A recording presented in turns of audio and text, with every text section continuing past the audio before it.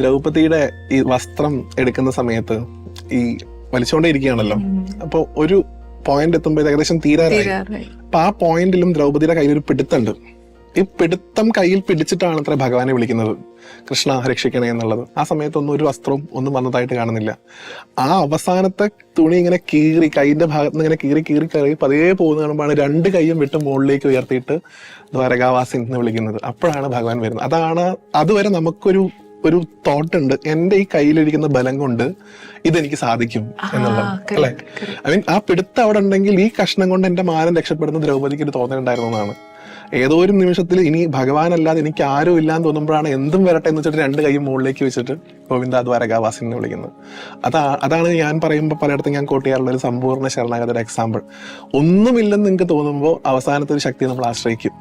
ആ ആശ്രയിക്കുന്ന പോയിന്റിൽ നമ്മുടെ ദേഹാഭിമാനമോ നമ്മൾ ആരാണെന്നോ നമ്മുടെ ഐഡന്റിറ്റിയോ ഒന്നും തന്നെ ബാധകമല്ല. നമ്മളും ആ ഒരു സോഴ്സും തമ്മിൽ മാത്രം ഒരു കണക്ഷൻ വരും. അതിനെയാണ് സമ്പൂർണ്ണ ശരണാഗതി എന്ന് ഞാൻ പൊതുവിൽ പറയാറ്.